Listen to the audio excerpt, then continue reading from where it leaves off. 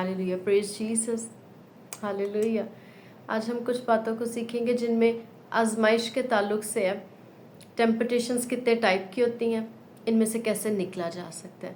सो यीशु मसीह पर मत्ती की इंजील उसका 4 बाब 1 से 11 आयात के अंदर 3 तरह की आजमाइशों से उनको आजमाया गया। इब्लीस ने उनको आजमाया, रूह उनको जंगल में लेकर गया।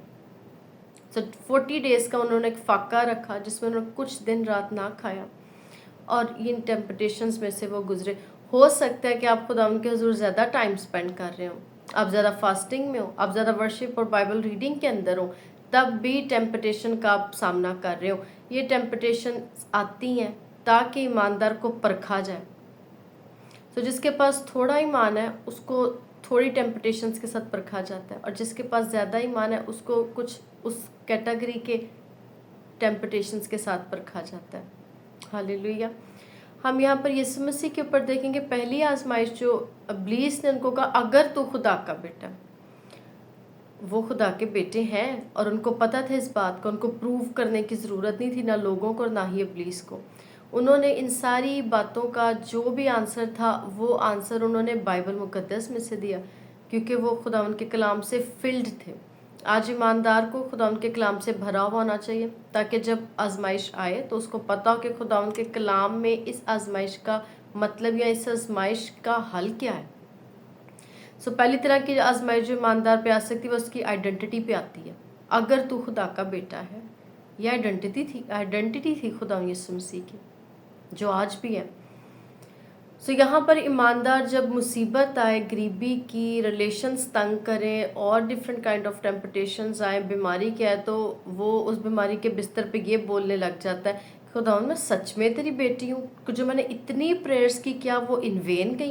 क्या जो मैंने इतनी वर्शिप की, जो मैंने इतने नेक काम किए, जो मैं तेरे घर में बीमारी के बिस्तर से भी उठ के निकल जाती हूँ, क्या मैं जो इतना तेरे मदखलों में दाखिल होती रहती हूँ, क्या वो इन वेन चला गया? क्या सच में तूने मुझे अपने लिए बनाया भी है?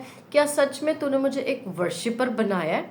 क्या सच में तूने ये टैलेंट मेरे अंदर रखा है? क्या ये तेरी ही तरफ से? सो इस तरह के क्वेश्चंस आ सकते हैं कि जो स्पेसिफिक एक टैलेंट हो, स्पेसिफिक आपकी आइडेंटिटी है, आपकी जो कॉलिंग है, उसके ऊपर क्वेश्चंस किए जा सकते हैं इब्लीस की तरफ से। यहाँ आपके ईमान को टेस्ट किया जाता है। आप किसी भी हालत में खुदावंद पर ईमान रखना ना छोड़ें। Hallelujah, praise Jesus. दूसरी तरह की जो टेम्पटेशन है, यहाँ पर लिखा, अगर तू खुदा का बेटा है तो अपने तई नीचे गिरा दे, क्योंकि लिखा है वो तेरी बाबत अपने फरिश्तों को हुक्म देगा कि तुझे अपने हाथों पर उठा ले।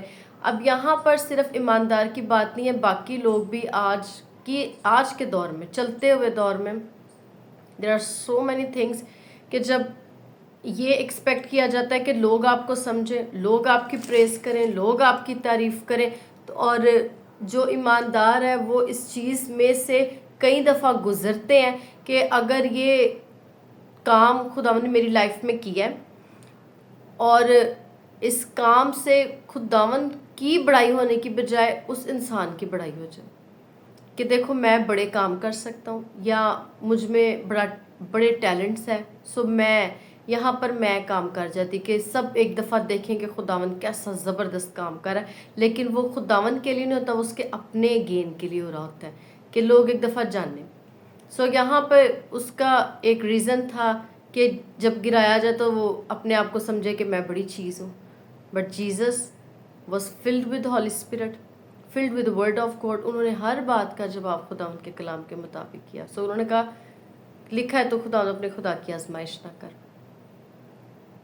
बहुत सी बातें हैं सोशल मीडिया के ऊपर आजकल, हर तरह का बंदा कहीं ना कहीं, चाहे वो फैमिली में काम कर रहा है खुदावन के लिए, चाहे वो बड़े लेवल पे खुदावन का काम कर रहा है, ये जो एक टेम्पटेशन है कि मैं बड़ी चीज़ हूँ, मुझे सब लोग जाने, फेमस होने के लिए, you are doing the work of God and do it for the sake of lord, not for the sake of your fame.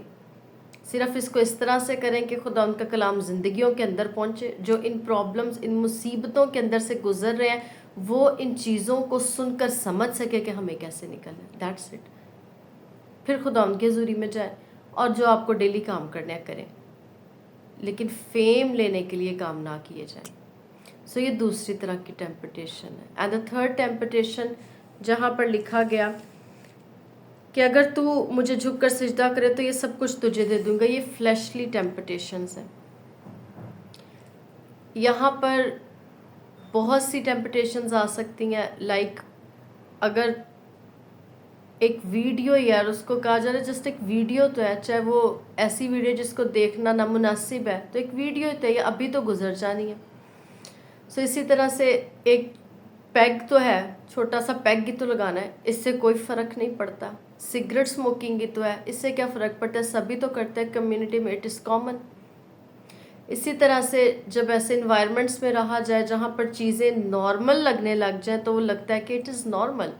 सो अगर मैंने ऐसा कर लिया तो इसमें क्या है, ये फ्लैशली डिज़ायर्स हैं। अपने पार्टनर के अलावा किसी और के बारे में सोचना, किसी और के साथ अटैच हो जाना, और इसी तरह से सेक्सुअल डिज़ायर्स का होना। तो कम्युनिटी में होते हुए कहना कि इट्स नॉर्मल, बाकी भी तो ऐसा कर रहे हैं, या बाकी नहीं भी कर रहे, तो अपनी एक डिज़ायर को बहुत से रीजंस दे लेना कि इस वजह से है या इस वजह से है, मैं इस वजह से ये कर रही हूँ। So this is fleshly desire. ये तीसरी तरह की टेम्पटेशन जिसमें से ईमानदार गुजरता है। सो बाइबल में लिखा कि आजमाइशें खींच कर, आजमाइशों में खींच कर जो है बंदा आजमाया जाता है, उन प्रॉब्लम्स में से जिसमें से वो बाद में गुजरता है। वो बाद में ये करना शुरू क्लेम कर देता है, खुदावन क्या तू मौजूद नहीं है, खुदावन मैं कैसे इस प्रॉब्लम में से निकलूँ। वो ये नहीं जानता कि मेरी अपनी गलती या अपना गुनाह था जिसकी वजह से मैं फंस गया। So Jesus was filled with the spirit of Lord. वो खुदा उनके कलाम से फिल थे। 12 साल ही की एज में हम उनको देखते हैं कि वो किस तरह से खुदा उनके रूह से भरे रहे, और वो बड़े बड़े उस्तादों में बैठकर भी कलाम दे रहे हैं। आज क्या हम अपने बच्चों का ब्रॉटअप ऐसा कर रहे हैं कि वो जब 12 साल के हो जाए तो उनको बाइबल की नॉलेज हो, उनको दुआ महफिल में तो करनी आए, घर में उनकी प्रैक्टिस करवाई जाए, उनको वर्शिप करनी आए। दिस इज़ अनदर टॉपिक, ये एक अलहदा टॉपिक है। But the thing is this कि बच्चों को भी सिखाया जाए कि जब टेम्पटेशंस आएँ, इस तरह की आ सकती हैं जब आप दुनिया में से गुजरो, because they have to live in the world. आपने इनमें से कैसे निकलना है। बहुत सी चीज़ों में कहा जाता है कि इब्लीस के ऊपर चीखा जाता है, चिल्लाया जाता है, चला जाए यहाँ से, छोड़ दे, ये बीमारी निकल जाए, ये हो जाए, वो हो जाए।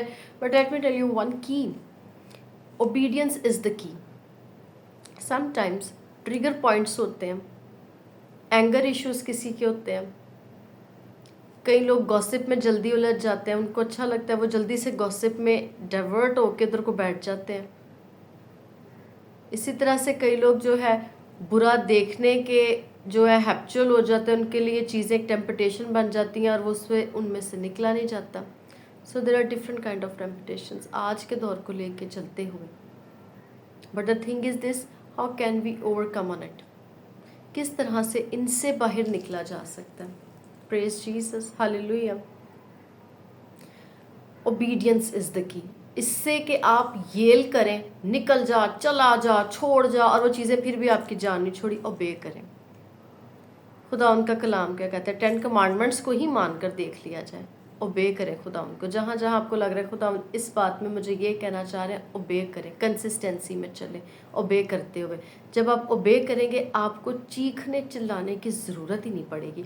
ना आई एम नॉट सेइंग कि you are not suppose to do loud prayers, आप ऊंची दुआएं ना करें, यू शुड, लेकिन कुछ चीज़ें ओबीडियंस के साथ निकल जाती हैं। आपको बार बार उनके ऊपर येल करने की या दुआएं करने की ज़रूरत नहीं पड़ती, just have to obey God. Praise Jesus.